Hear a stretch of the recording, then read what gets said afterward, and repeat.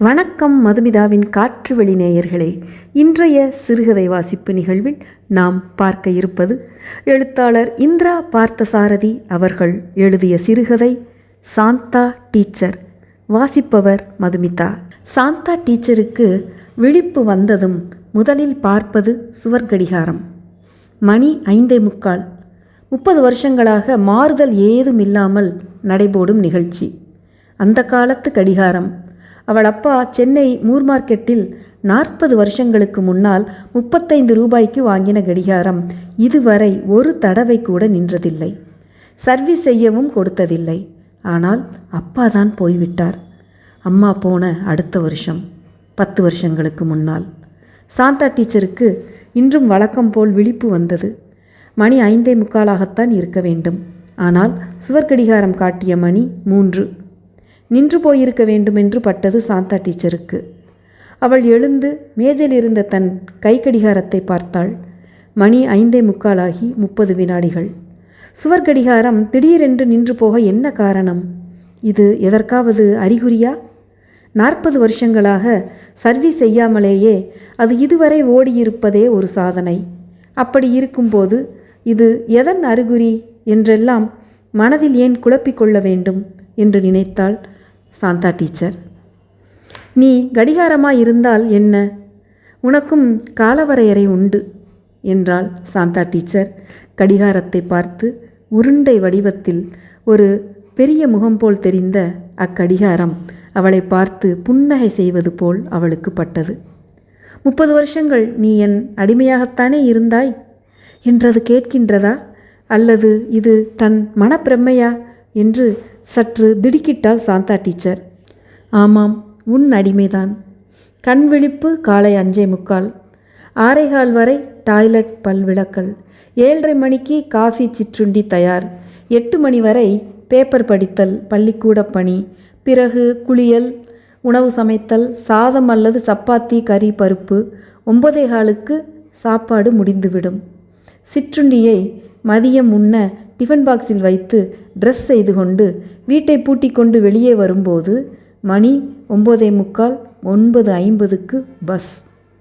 பள்ளிக்கூடத்தில் 10:15க்கு ஆஜர். 10:30 மணிக்கு வகுப்புகள் ஆரம்பம். 10:20 10:30 வரை பிரேயர் கூட்டம் பள்ளிக்கூடத்து பெரிய விளையாட்டு மைதானத்தில். இதுவரை இந்த 30 வருஷங்களில் உடம்பு சரியில்லாமல் இருந்த அந்த 2 நாட்களை தவிர மற்றைய எல்லா நாட்களிலும் நான் பள்ளிக்கூடம் போயிருக்கிறேன். இந்த பிரேயர் கூட்டத்தில் கலந்து கொண்டிருக்கிறேன். சரிதானே? சரிதான்.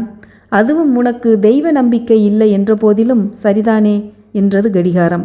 சாந்தா டீச்சருக்கு தெய்வ நம்பிக்கை கிடையாது. அவ்வாறு கிடையாதென்றும் அவள் யாரிடமும் சொன்னதில்லை.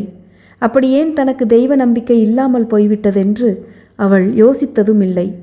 கடிகாரம் ஏன் நின்றது என்ற கேள்வி அவள் மனத்தை நெருடியதை அவளால் தவிர்க்க முடியவில்லை.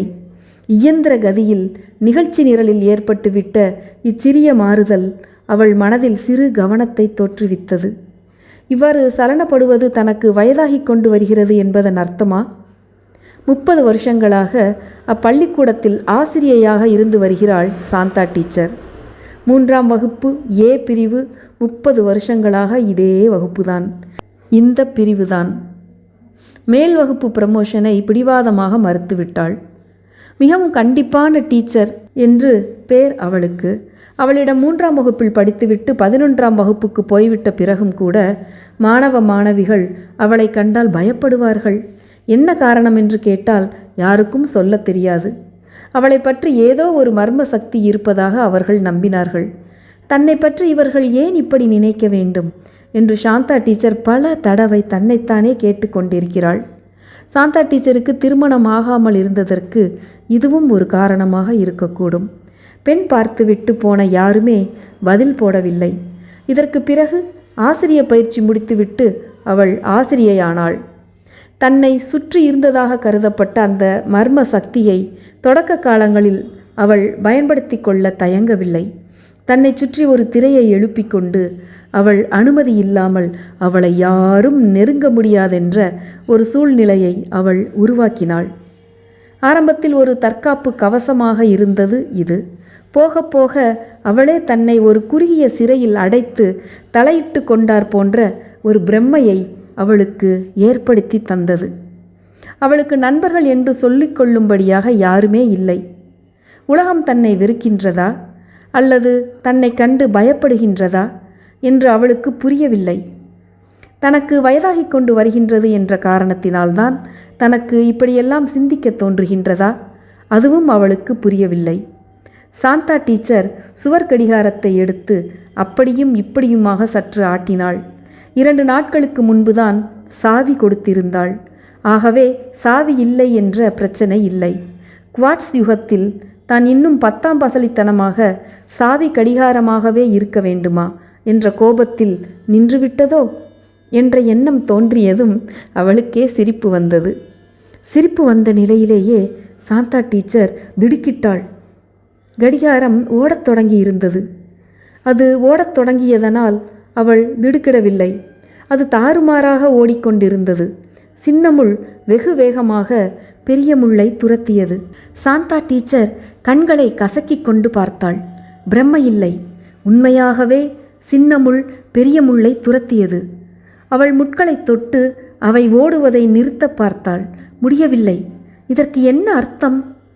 அவள் கடிகாரத்தை அப்படியே கட்டிலில் போட்டுவிட்டு டாய்லெட்டுக்குள் நுழைந்தாள். கடிகாரத்துக்கு உயிர் வந்து விட்டதா? ஏன் எந்திரங்களுக்கு உயிர் வரக்கூடாது? மனிதர்கள் எந்திரமாக மாறும்போது எந்திரங்கள் உயிர் பெற்று எழுவது நியாயம்தான். கடிகாரங்களுக்கு உயிர் வந்தால் என்ன ஆகும்? வெகு விரைவாக ஓடி ஓடி மனித ஆயுளை வெகு சீக்கிரமாக முடித்துவிடக்கூடும்.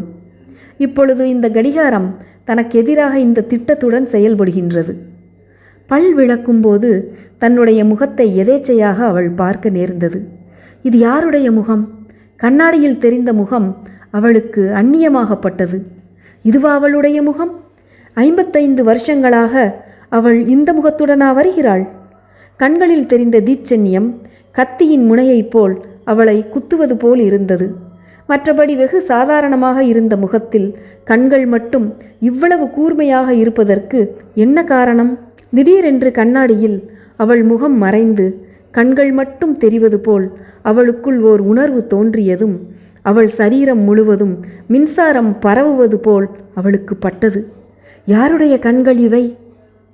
இன்று எல்லாமே சேர்ந்து அவளுக்கு எதிராக சதி செய்வது போல் அவளுக்கு பட்டது. இன்று என்ன, என்றுமே எல்லோருமே அவளுக்கு எதிராக ஒன்றாக சேர்ந்து சதி செய்து கொண்டு வருகின்றார்கள் என்று அவளுக்கு தோன்றியது. முதலில் அவள் அப்பா அம்மா அவளை பெற்றெடுத்தாக வேண்டுமென்று என்ன தீவிரம் அவர்களுக்கு! கல்யாணம் செய்து கொள்வது குழந்தை பெறுவதற்குத்தானா? எதற்காக இந்த முட்டாள்தனமான திருமண ஏற்பாடு? பாசம், பரிவு, ஏக்கம், வேதனை எல்லாமே நாமாக ஏற்படுத்தி கொண்ட கற்பிதங்கள். சாந்தா டீச்சர் காஃபி குடித்து கொண்டே பேப்பரை கையில் எடுத்தாள். எல்லாம் ஒரே விதமான செய்திகள். கொலை, கொள்ளை, கற்பழிப்பு, அரசியல்வாதிகள் சண்டை, இவருக்கு அவர் பதில், அவருக்கு இவர் பதில். லஞ்சம் வாங்கிய மந்திரிகள், மந்திரிகளை வாங்கிய தொழிலதிபர்கள், தொழிலதிபர்களை வாங்கிய சாமியார்கள். இச்செய்திகளுக்குள் ஒன்றுக்கு ஒன்று என்ன வித்தியாசம் இருக்கிறது? பத்திரிகைகளுக்கு செய்தி வேண்டுமென்பதற்காக இவை நிகழ்கின்றனவோ? அப்படியானால் பத்திரிகைகள் இல்லாத காலத்தில் கொலை, கொள்ளை, கற்பழிப்பு என்று எதுவுமே நிகழவில்லை என்று அர்த்தமா? மனிதன் அவனுடைய இயல்பான சுபாவத்தில் வில்லன்தான். அவனை கதாநாயகனாக ஆக்குவது சரித்திரமும் பத்திரிகைகளும் தான்.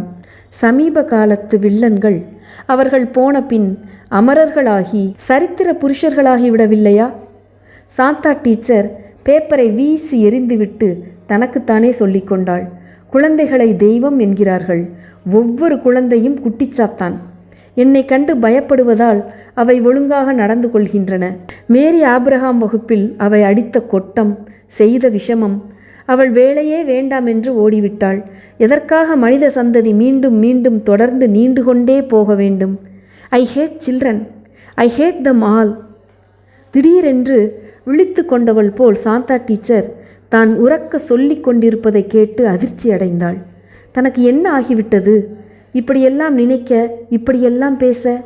அவள் குளித்துவிட்டு வெளியே வரும்போது கட்டிலில் கண்ட காட்சி அவளை உலுக்கிவிட்டது. சுவர் கடிகாரத்து முட்கள் கடிகாரத்தை விட்டு வெளியே வந்து நீண்டு நீண்டு நீண்டு கொண்டே இருந்தன. ஒன்றையொன்று துரத்துவது தொடர்ந்து நடந்து கொண்டிருந்தது.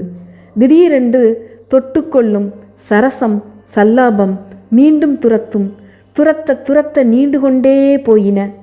அவள் கன்னி படுக்கையில் சரச சல்லாபமா? அவள் மிகுந்த கோபத்துடன் கட்டில் அருகே சென்றாள். கடிகாரம் சாதாரணமாய் மிகச் சாதுவாய் மல்லாந்து கிடந்தது. 2 முட்களும் 12 ஒன்றில் ஒன்று ஆழ்ந்து ஒடுங்கி கிடந்தன. அப்படியானால் அவள் சற்று முன்னால் கண்ட காட்சி மனப்பிரமையா? சாந்தா டீச்சருக்கு ஒன்றுமே புரியவில்லை. இந்த கடிகாரமும் வில்லன்தான். அவள் பள்ளிக்கூடத்துக்கு 9:50 பஸ்ஸில் போகவில்லை. சற்று நேரமாகிவிட்டது. பிரேயர் கூட்டம் முடிந்து குழந்தைகள் வகுப்பறைகளுக்கு சென்று விட்டன. வராந்தாவில் பள்ளிக்கூட தலைமை ஆசிரியையை பார்த்தாள் சாந்தா டீச்சர். தலைமை ஆசிரியை புன்னகை செய்தாள். அவள் லேட்டாக வந்திருப்பதை சுட்டி காட்டும் வகையில் விஷம புன்னகை செய்வது போல் இருந்தது. தாமதமாகிவிட்டது என்பதற்கு வருந்த வேண்டியது அவசியந்தானா? இவளிடம் போய் தான் ஏன் மன்னிப்பு கேட்க வேண்டும்? பள்ளிக்கூட தலைமை நிர்வாகியிடம் கொஞ்சம் குழாவும் இவளிடமா? இன்று மழைதான் பெய்யப் போகிறது என்றால் தலைமை ஆசிரியை சிறிது நேரம் மௌனம். அசாதாரணமாக ஏதாவது நடந்தால் மழை பெய்யும் என்பார்கள். நீங்கள் இன்று பிரேயர் கூட்டத்துக்கு வரவில்லை என்று தொடர்ந்தால் தலைமை ஆசிரியை புன்னகை செய்து கொண்டே. 30 வருஷங்களாக எனக்கு கடவுள் நம்பிக்கை இல்லாவிட்டாலும் வந்து கொண்டிருக்கிறேனே, அது போதாதா என்றாள் சாந்தா டீச்சர். என்ன சொல்கிறீர்கள் டீச்சர் என்று திடுக்கிட்ட நிலையில் அவளை உற்று பார்த்தாள் தலைமை ஆசிரியை. இனிமேல் நான் வரப்போவதில்லை. ஓகே, நீங்கள் வர வேண்டும் என்று நான் சொல்லவில்லை டீச்சர். உங்களுக்கு உடம்பு சரியில்லையா? சாந்தா டீச்சர் பதில் கூறாமல் தன் வகுப்பறைக்கு சென்றாள். சந்தக்கடை மாதிரி இருந்த அவள் வகுப்பு அவளை கண்டதும் கப் சிப் என்று அடங்கியது. கடைசி பெஞ்சில் உட்கார்ந்திருந்த சுதாகர் அவளையே உற்று பார்ப்பது போல் இருந்தது. அவன் மற்றைய குழந்தைகளை காட்டிலும் சற்று வளர்த்தியான பையன். விளம்பரத்திற்கு ஏற்ற முகம், மிகவும் புஷ்டியான சரீரம். அவன் எதற்காக தன்னை இப்படி உற்று பார்க்கிறான்? புன்னகை செய்வது போல் இருக்கிறதே, ஏன்? இன்று காலை அவள் வீட்டில் நடந்ததெல்லாம் அவனுக்கு தெரியுமோ? தொடர்ந்து புன்னகை செய்து கொண்டே இருக்கிறான். இவன் குழந்தையா சைத்தானா? சாந்தா டீச்சர் மௌனமாக நின்று கொண்டே இருந்தாள். வகுப்பு ஓர் அசாதாரண மௌனத்தில் ஆழ்ந்திருந்தது. அதோ சுதாகர் முகம் அவள் வீட்டு சுவர் கடிகாரமாக மாறிக்கொண்டு வருகிறது. கடிகார முட்கள் ஒன்றையொன்று துரத்துகின்றன. என்னை கிண்டலா செய்கிறீர்கள் என்று உரத்த குரலில் கத்தினாள் சாந்தா டீச்சர். வகுப்பில் இருந்த குழந்தைகள் அவள் முகத்தை கண்டு அஞ்சி உட்கார்ந்திருந்தன. அப்பொழுது தலைமை ஆசிரியை அங்கு வந்தாள். டீச்சர், உங்களுக்கு உடம்பு சரியில்லை என்று தோன்றுகிறது. உழைத்தது போதும், கொஞ்சம் ஓய்வெடுத்துக் கொள்கிறீர்களா என்றாள் அவள். கடிகாரம் நின்றுவிட்டது. ஆனால் முட்கள் ஒன்றையொன்று துரத்தி கொண்டிருக்கின்றன என்று உரக்கச் சிரித்தாள் சாந்தா டீச்சர். நாளை மற்றொரு சிறுகதையுடன் உங்கள் அனைவரையும் சந்திக்கும் வரை அனைவருக்கும் அன்பு வணக்கங்கள் கூறி விடைபெறுவது உங்கள் மதுமிதா. நன்றி, வணக்கம்.